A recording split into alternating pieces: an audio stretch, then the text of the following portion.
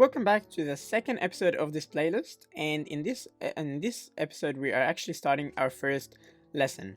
In this lesson you will learn A, why Swift is a great language to learn, and B, how to use Xcode playgrounds to actually run some Swift code.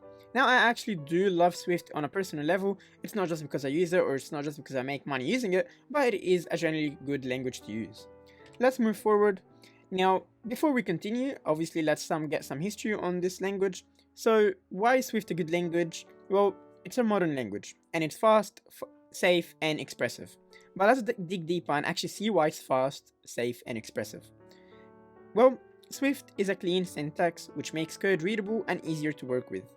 Swift also allows you to have optionals, which is a new way of expressing when a value may not exist. So if it does not exist, you're not going to get an error. You can actually highlight it and make sure that it's expressed as an optional, and that means if you do not provide it, you will not get an error in your application. We then have something called type interface, which speeds up development and allows the compiler to help identify common issues. Type safety, which enforces code that's less likely to crash your app. You don't want your app to crash, and Swift will make sure that you know if your app is going to crash. For example, if you say that you're meant to get a word and instead you get a number, Swift will let you know that you have an issue here before you even run your app.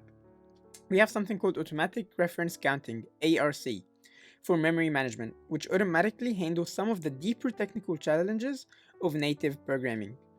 We then have more even data types such as tuples and multiple return values, which allow smaller units of code to do more. We have generics, which help developers write code that can be used in multiple scenarios. We have fast and contrast iterations over collections, making Swift a fast language. Structs that support methods, extensions, and protocols, which allow Swift to optimize for memory use and speed while providing flexibility for developers. We then have map filters, reduce, and other functional programming patterns which simplify code and streamline common actions that previously required multiple lines of code.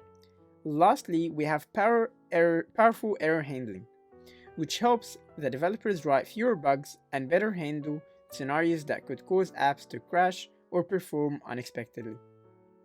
So due to those things, we actually get a really nice language. It's a language that anyone can straight up pick up, and they won't have to worry so much about how to handle errors or whether they declared something and they used it in the wrong method. Swift will let you know what you're doing wrong. In other words, Swift does not trust you as a programmer, which for now is actually a good thing. Let's move forward.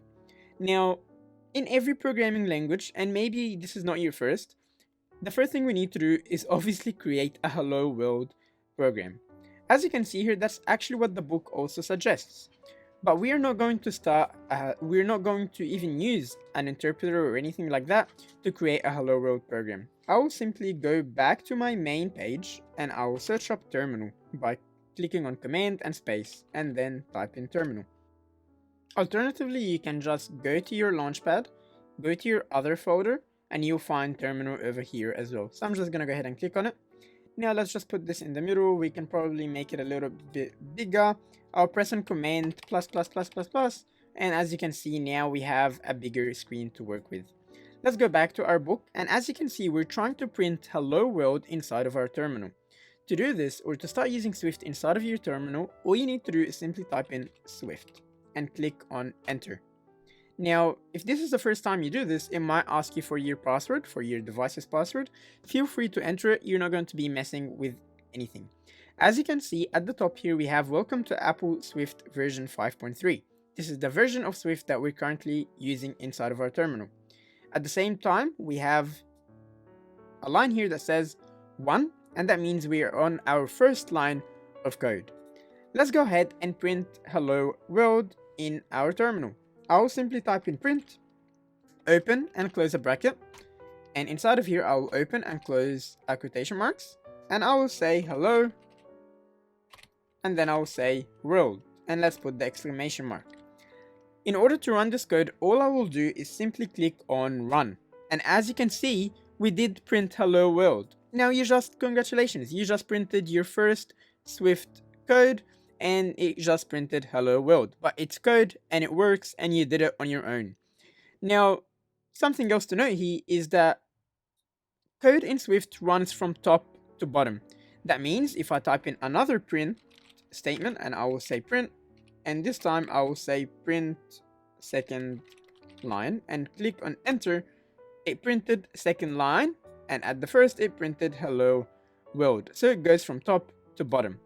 Now you might be wondering, well, how do I quit this? Let's say you want to close terminal. Well, if you close it from here, it will say, do you want to terminate? Now it's not a good idea to always terminate your running process in the window. So I will click on cancel. And in order to get outside of Swift, all you simply need to do is simply type in QUIT, which is quit. And if I click on enter, it doesn't do anything. And that's because I forgot to put two dots like this. And now if I say quit and click on enter, as you can see, we quit from Swift. So make sure you type in the two dots and then quit. This is it for this episode, and in the next episode we'll actually learn how to use playgrounds to write more complicated Swift code, and I will be waiting for you next episode.